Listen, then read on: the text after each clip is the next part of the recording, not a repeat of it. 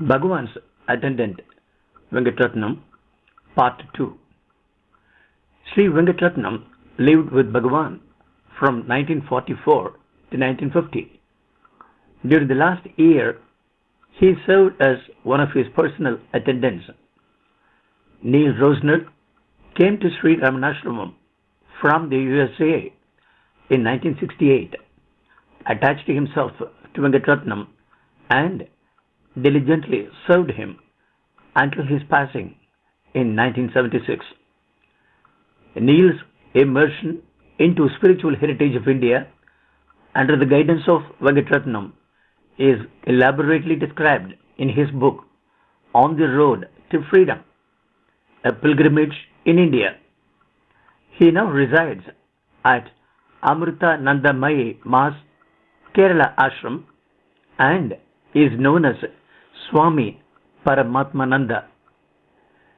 In the following article, details regarding the life of Venkatarathnam have been extracted from a 25-page essay written about Venkatarathnam by Neal Rosner. He presented this manuscript to us 30 years ago at Sri Ramanasramam. Wanderings and Company of Saints. During the subsequent 10 years after Bhagavan's Mahasamadhi, Venkatarathnam spent his time going on pilgrimage, meeting with devotees, Mahatmas and saints, but always returning to Arunachalam and Bhagavan's Ashram. In 1956, Sri Venkatarathnam went to Kerala on foot and took a vow not to ask anyone for food or water and only to accept whatever was given unasked. He also chose not to disclose his identity as a disciple of the Maharshi to anyone during his travels in Kerala, and he did not carry money with him. He spent about 6 months like this, depending entirely on God in order to test how deep his surrender actually was. Back in Sri Ramanasramam, in 1967, the Mahakumbhabhishekam of Sri Ramana Maharshi's Samadhi was performed, and Venkatarathnam was then requested to serve in the ashram. He continued this service until September 1969. I first met Venkatarathnam, writes Neal Rosner, in September 1968. Venkatarathnam was returning to his room after completing the seva at Sri Ramana's Samadhi. When I saw his face, which was glowing with tejas and ananda, a shock went through my being, and I wondered who he might be. The next night I met him on the hill, where he was talking to some devotees about divine consciousness. Someone asked, "What is the flash of divine consciousness?" He replied that it is like a flash of lightning which illumines everything for a moment, and then everything is dark again. Just then, there was a brilliant flash of lightning, as if to demonstrate what he has just said. A routine in the ashram. At this time, Sri Venkatarathnam was very busy with his daily routine, which was roughly as follows. 3:30 a.m., got up, swept the room, went to the latrine, etc.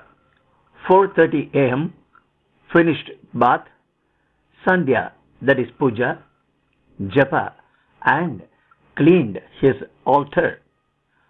5:15 went to Bhagavan's Samadhi, cleaned and swept it, and then arranged for the 6:15 puja. From 7 to 8:15, he performed his own Panchayatana puja.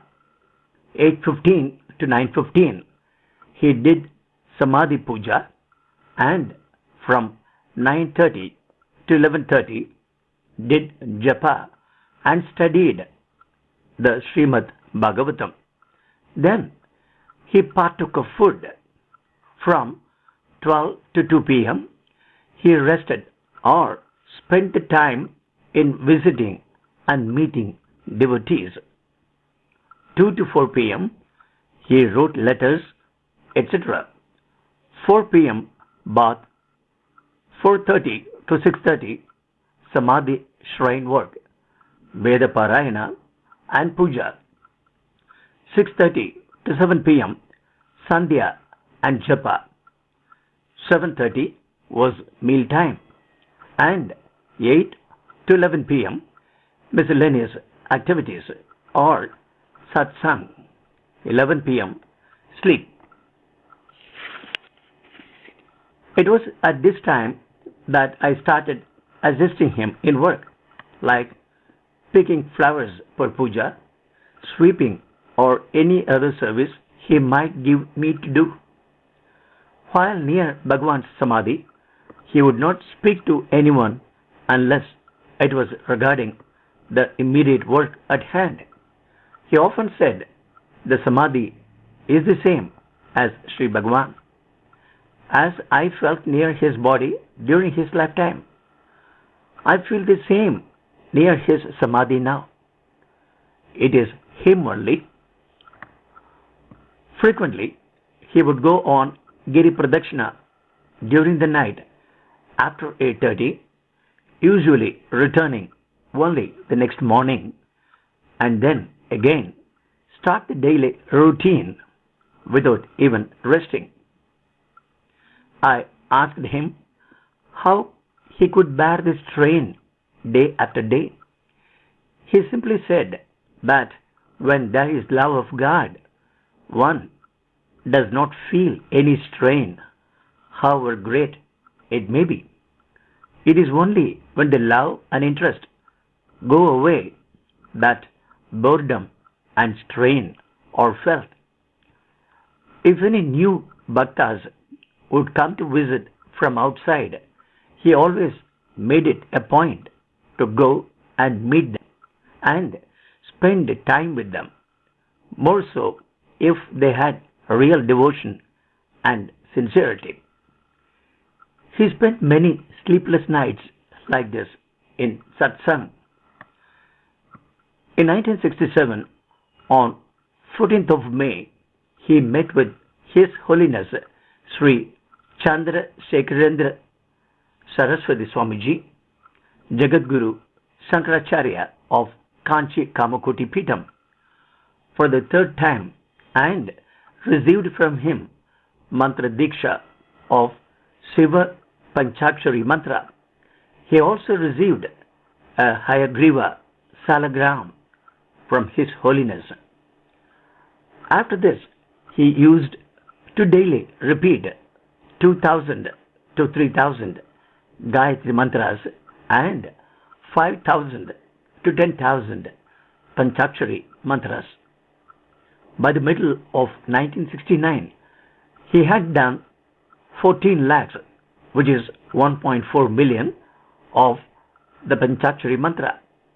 In August 1969, he decided to somehow complete the minimum number of japa as recommended by His Holiness and proceed to Hyderabad to perform the yearly Shraddha of his parents.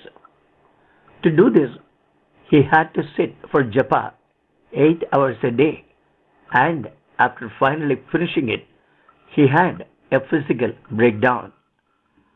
After some days, bedridden, he left for Hyderabad in October 1969. Hospitalization. When I came to Hyderabad to meet him, I found him in Osmania General Hospital with a fractured right hip. Riding as a passenger on a scooter, he was struck by a taxi. When I asked him how he had such an accident, he said, "What accident? Is birth an accident? Is there any such thing as an accident for a bhakta? It is the sweet will of the Lord. That's all." The area around his hospital bed literally became an ashram with photos of Sri Ramana and Arunachala, observance of occasional festivals like Ramana Jayanti and Kartik Dibotsavam. There seemed to be a continuous stream of devotees from 9 a.m. till midnight or later. Usually, in the nights, I expected that I could get some rest, but at that hour, the attending physician, who was a bhakta, used to come and enjoy the satsang till midnight or 1 a.m. At this time, his revered friend Avadutendra Saraswati Swamiji came to Hyderabad to see him and visited him every day for some time.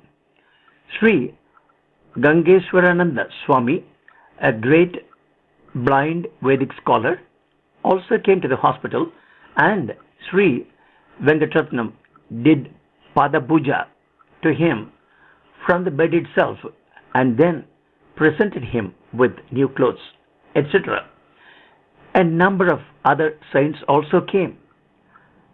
At the time of going into the operation room, Sri Venkatarathnam suddenly experienced such a high state of divine ecstasy that he felt that the operation could be done without the usual anesthesia, as he was feeling completely devoid of identification with the body.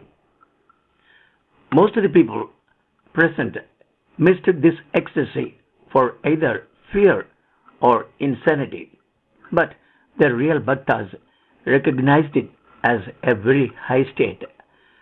After returning from the operation, the area around his bed was serene with a piece of Brahman radiating all round while bhajans went on for a long time.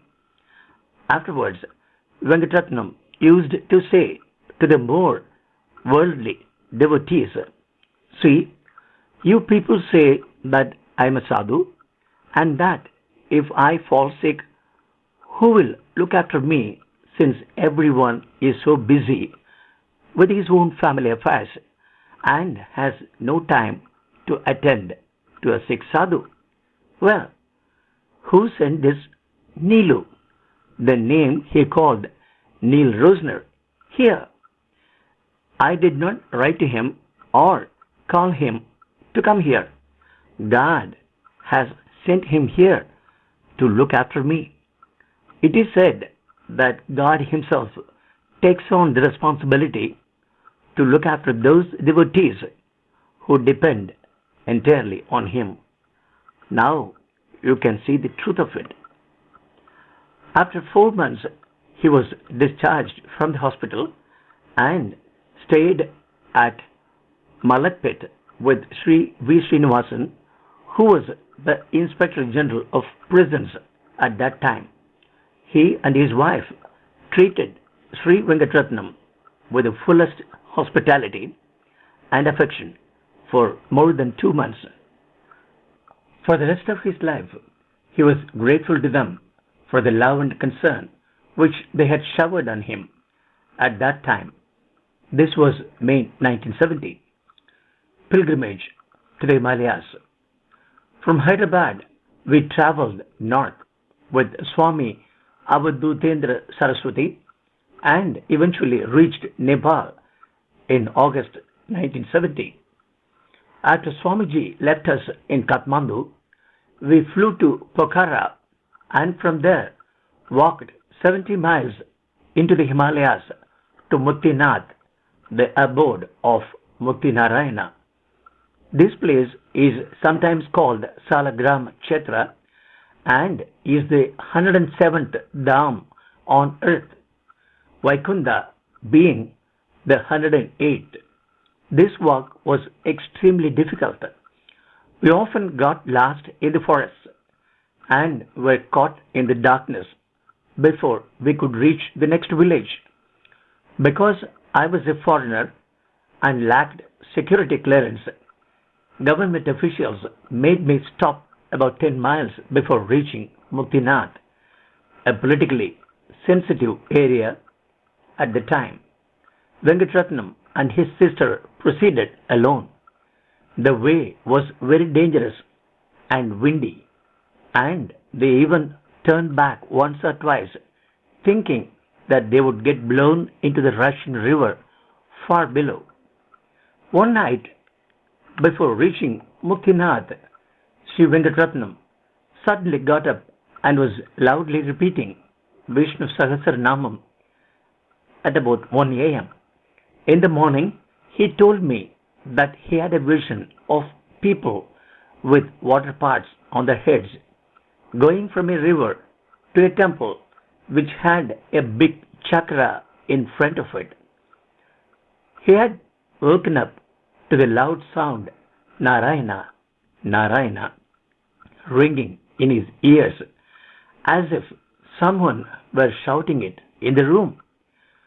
It was then that he started doing the Vishnu Sahasranamam. He said that usually when he gets within a certain distance of the destination, he will have a dream about the deity of that place, and the name Shiva or Narayana will be ringing in his ears. When they finally reached Muktinath, sure enough, there was a big chakra in front of the temple as he had seen in the vision. Proceeding to Durgapur, we accompanied his sister, her husband and daughter to Gaya, Kashi and Prayaga, doing Shraddha and Puja in all the places. This took about 3 weeks. When we reached Jhansi, we unexpectedly found Swamiji there and spent about 2 weeks at Brahmachariji's ashram. From that time till mid-1972, we were either at Arunachalam or traveling with Swamiji to various bhajans and saptahas, that is, day and night bhajan programs. Muruganar. In 1973, Sri Muruganar, one of the intimate Sishyas of the Maharishi, attained Siddhi in the ashram. Venkatarathnam personally performed the 40-day puja at his samadhi and also the Mandalabhishekam. During all this time, he suffered from chest pain and weakness, but nevertheless finished his duty to a brother Bhakta.